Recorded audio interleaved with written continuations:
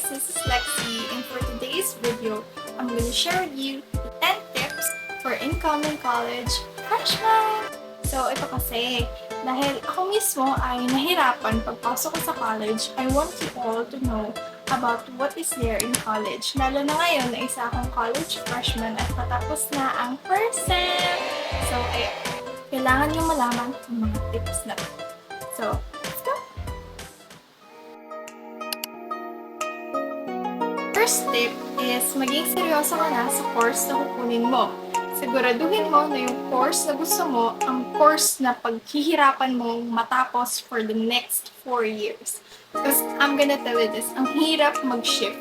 Guys, ang hirap magpabago-bago ng pag-aaralan. Like for example, hindi mo nga nagustuhan yung course na kinuha mo at nakatapos ka na ng first sem, tapos mag-shift ka for the second sem, ang hirap kumuha uli ng mga subjects because we have prerequisites. So, prerequisites or subjects na kailangan mong kunin bago ka makarating sa next level. So, for example, general chemistry na 1, hindi ka pwede mag-general chemistry 2 hanggat hindi mo nakuha yung general chemistry 1. So, may mga kaklase ko ngayon, hybrid kami.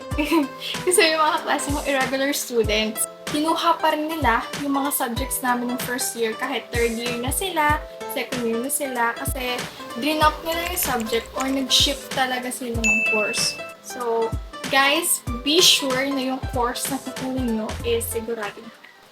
Tip number 2 is to have a secure place. So, una sa lahat, kapag galing ka pa sa ibang lugar and hinahanap ka ng apartment or dorm na malapit sa university mo, dapat fully equipped siya. Because madami yung kaklase na parang nagre-reklamo sila, bakit yung inyong mura lang pero may aircon? Tapos ay sasabihin ng kabila, bakit sa amin kahit ang mahal-mahal na, wala man lang aircon, and then wala pang mga like appliances. Ganun. So, dapat kapag kukuha kayo ng mga dorm or apartments, is fully equipped sila sa mga gamit. And then, kasi, na kayo mag-aaral eh. Kung gusto nyo naman lumabas, okay lang. Pero syempre, comfort place nyo pa rin yun dahil dun kayo nakatira. And para hindi kayo ma-homesick, hindi ba? And then, the next thing is, di ba tayo, may mga klase tayo na 7 to 7. As in, 7 a.m. ka papasok, 7 p.m. ka lalabas. So, sa mga nursing students dyan, feel ko, na-feel nila yon kasi nakikita ko talagang gabi na sila nalabas ng school. And then, sometimes, ang mahal pa ng pamasahe kasi ayaw naman natin magtahad. So, kailangan to be secure is mamamasahe tayo. So, mataas din yung cost of living. So, aside from humanap ng place na maayos, humanap ka na rin ng place na malapit. Third tip is study habits. Kung senior high ka, lalo na ako, I have a study habit talaga. Nagigising ako ng madaling araw at doon ako mag-aaral. And then, trinay ko siyang gawin ngayon sa college, which is natawa. Kasi, hindi siya nagana sa akin! Hindi talaga, as in, wala akong naiintindihan. Unlike before, nung senior high school ako, na gumagana yung ganun. Ngayong college, hindi. Tapos, kailangan bawat subject ay may sarili kang study habit for them.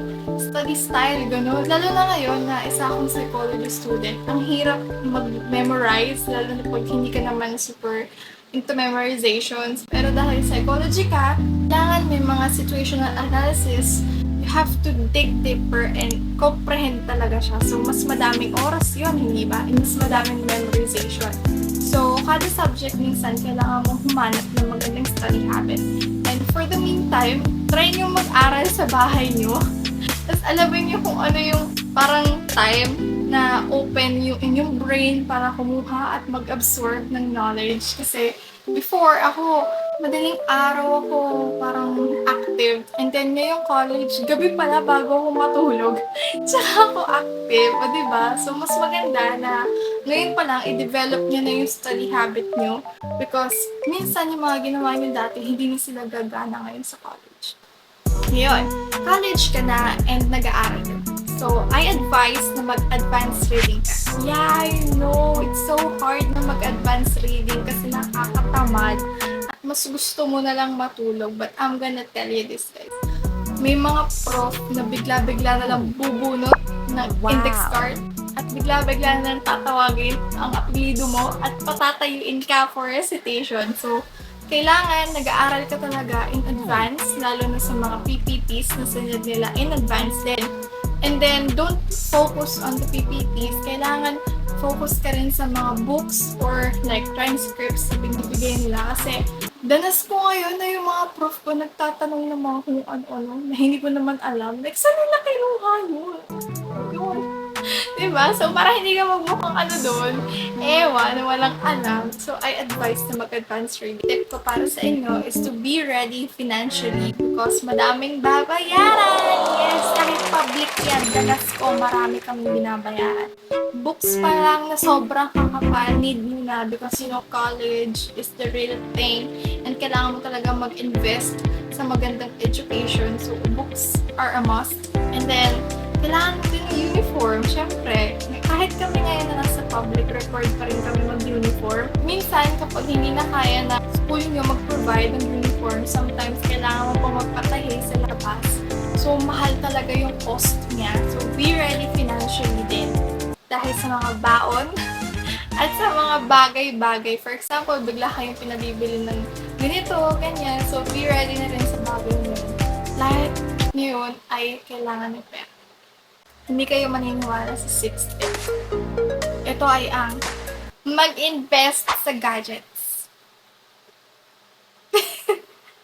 Kasi, college is parang time na kapag, alam mo yun, yung parang hindi na kayo kailangan pa magsulat sa board, yung prof nyo na lang. Tapos, the end of the meeting, bibigyan na lang agad sila ng PPT or minsan kalagitnaan or bago mag-umpisa yung mismong klase, nagbibigay na sila ng PPT. And saan ka makakita nun, di ba? Sa gadgets mo, cellphone, laptop, iPad. Kaya ako bumili. Kasi, sometimes ang hirap ng magsusearch ka. Kailangan mo ng cellphone. And then, yung mga PPT nila nandun sa iPad mo. Tapos kapag may kailangan kang gawin thesis or PPTs or presentations, kahit ano, kailangan gawin mo yun sa computer. So, ang hirap ngayon dahil hindi na kami masyado on traditional na magsusulit ka. But ikaw, sa'yo yun if gusto mo pa rin ng traditional way ng pag-aaral. But ngayon na nasa technology tayo, kailangan na rin natin gumamit ng technology. Because I'm gonna tell you, yung mga prof, ang bibilis nila magsalita na hindi mo na kayang sabayan sa sulat. So, I advise na mag-invest pa rin kayo sa magandang gadgets. Hindi naman sobrang mahal. Hindi ko naman sinabi bumili kayo ng mga pagkamahal-mahal na MacBook na yun, na iPad na yun. Pero, kung kaya nyo naman is mag-invest na kayo dahil kailangan natin yung lahat para makapasaya. I think itong 7th tip ko is applicable naman sa ating lahat, which is maging humble sa ating friends, the common circles, and then sa ating mga profs. Siyempre, because sila yung magbibigay ng grade sa'yo. And sabi rin ng prof ko sa amin, nung college lang sila, kailangan mabait talaga sa prof. Kasi sometimes, yung impression sa'yo ng prof, nagre-reflect din siya sa grades mo. And then, friends are like your support system. Kasi minsan, kapag hindi mo na type ng isang nag-aaral, lungkot-lungkot mo, wala ka sa bahay yun, homesick ka. Friends are there for you para i-uplift yung feeling mo. Tsaka, ang ganda kaya ng my friends, may napagtatanungan ka ng assignment, di ba? Sabi ko, ilagay mo na lang ako sa attendance, hindi ako papasok na yun. Diba? Or joke lang, kaya ganyan. But the effect of having people around you is very different. Lalo na kapag nag-transition ka na ng senior high school to college, which is very different. Yung atmosphere and yung environment is magkaiba. Talagang ma-out of place ka sa una. So, have people na makakasangga mo all the way hanggang graduate ka. Ito yung tip na dapat inalam ko na dati pa. Talaga. Kasi ngayon nagsisisi na ako. Sa school kasi, madami yung mga rules, hindi ba? And then, kung gusto mo na malaman yung mga strict rules nila na kailangan mo nang gawin in advance, is kailangan mo mag-research. Kasi ako hindi ko ginawa.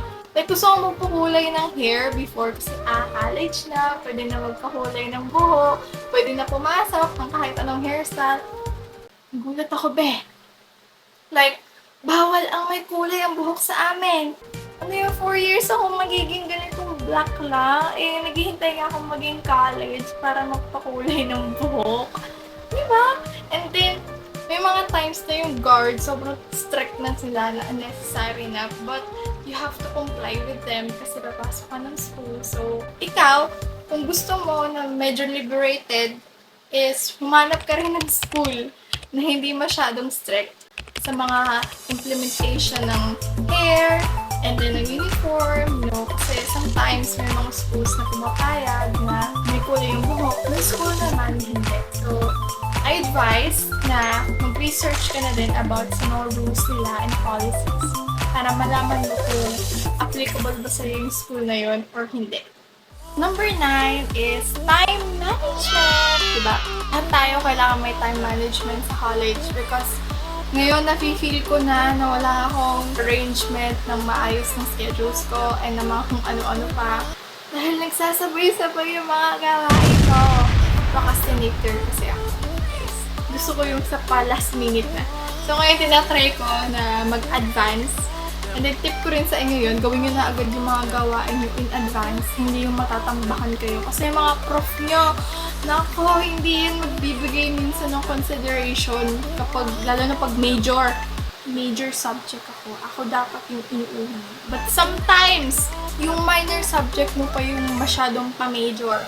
At sila yung sandamakmak na binibigay sa'yo gawain. At kailangan mo rin siyang ipasa kasabay ng majors mo. So, have time management, guys. Need nyo yan at need ko din. Kailangan ko na mag-time management talaga. Ang last tip ko sa inyo ay have fun! Siyempre, be familiar with your campus. Enjoy every organization na kaya nyo. Because kung hindi kayo nagsaya nung high school, ngayong college kayo magsaya. Because dito yung time na medyo liberated na kayo kasi college na, malapit na tayo sa adulthood. So, have fun guys! Pumasok kayo sa mga organizations na alam mo yung makakatulong sa inyo at magiging masaya kayo. Huwag lang sa mga fraternity. Huwag doon, be. So, magpa-sunlight kayo doon. Kasi, for 4 years, dyan kayo titira. Kailangan nyo maging familiar sa lugar na yan para alam nyo yung mga shortcut. Kasi ako, be, naglalakad pa ako sa longest route. May shortcut naman pala. Diba?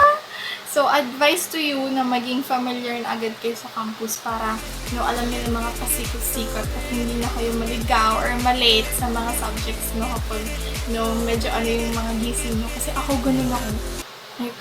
Lagi akong late. Hindi ko alam kung bakit, but kaya lagi akong late. So, ayun. And that's it guys. If you like this video, give it a thumbs up and don't forget to subscribe. Tap the notification bell para lagi kayong updated sa mga bagong palabas na videos. Bye! Sana may natutunan kayo.